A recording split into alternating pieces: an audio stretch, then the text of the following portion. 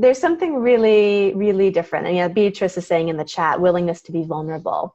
Oh, and it's so fascinating because when you are going through stress, you're going through upheaval, you're going through personal crap big time, how vulnerable do you want to be? There is a weird kind of withdrawal and pulling, and you'll see it in the book, especially this first part, chapters 1 through 3, where I went from being super open and vulnerable and letting people in, where the energy just got too much. The stimulus just became too much. My reactions became too much, where it was this thing of like, holy shit, I need to get myself together. And this withdrawal occurred. And what happened? A big bubble came up.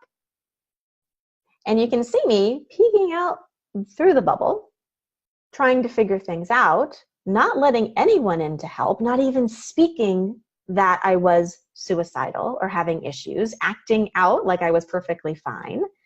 How much of that was like an independent thing, not letting other people in? Now that is a kind of a normal response, I would say most of us have when there's something going on. We kind of come back and go, okay, well, let me try to figure it out on myself. Let me get a little safe space, right?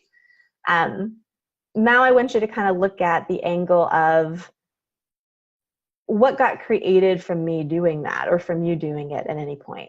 When you have retracted back, put up your walls, not let anything else or anyone in, and try to figure it out from that isolated, insular space. How much of your viewpoint got distorted from that? For me, this is a big thing around suicide and depression in general, because so many people don't feel free to speak up. They don't have access to tools. They don't have access to kind of like speaking up to someone and saying, you know, I'm really struggling here. I need some help. And because of the stigma, right? We kind of keep it secret, try to figure it out through here. So much of that filter that gets created starts to exacerbate everything. It starts to feel bigger than life and bigger than you. And before you know it, the bubble you've created is kind of an inhospitable environment. You know, you're kind of living in this world you've created where everything's an assault to you and your awareness. How much of that throws people over the edge? So that's an extreme example, right? Where have you been doing that in your own life, though, where you've been insular, isolating, and trying to figure things out only through your viewpoint of what's right in front of you? And how much has that skewed what's actually going on? The fact that what you're aware of may not even be yours. The fact that it's just your awareness, not something wrong with you. How much are you willing to be vulnerable and allow someone to assist? And how willing are you just to let more information in that may kind of have a golden nugget, you know, like that treasure Victoria was talking about, that just goes, oh, you know what? That actually gives me a sense of space and relaxation. It's so interesting to me to look at kind of our natural behavior patterns that get formed out of who knows what through how much kind of, you know, conditioning through this environment and this reality and our compensations, and how often that actually is something that makes it worse.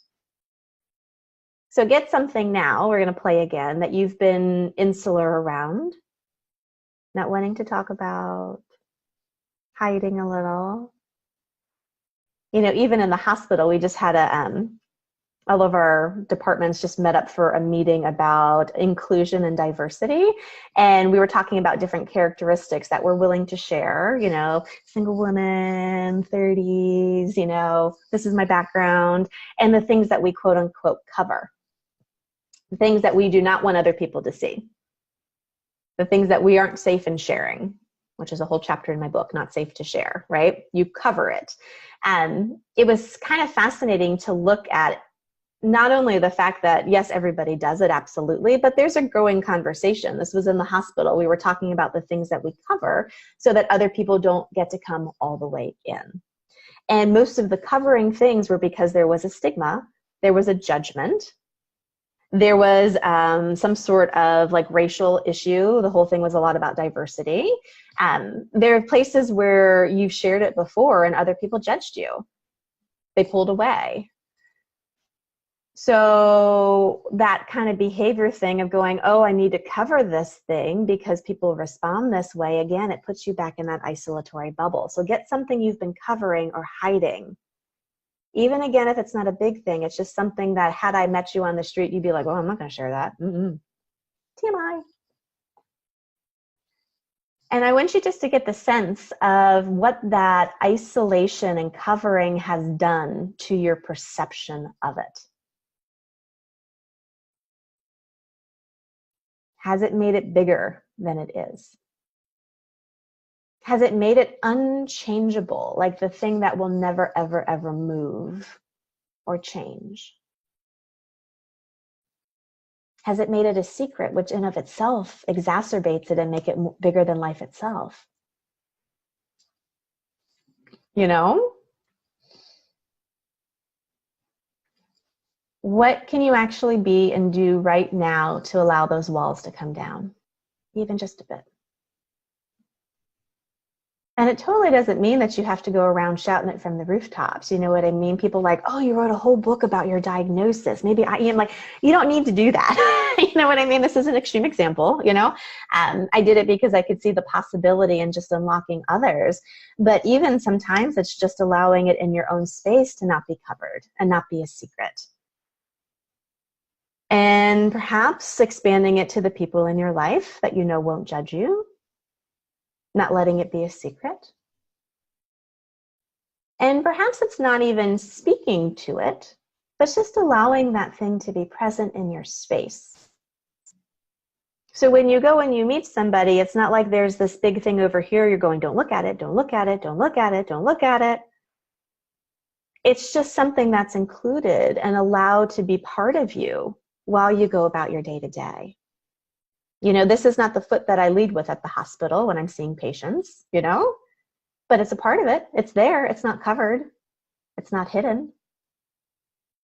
It's not spoken to. It's not overt, but I allow it to be there because it's a part of me.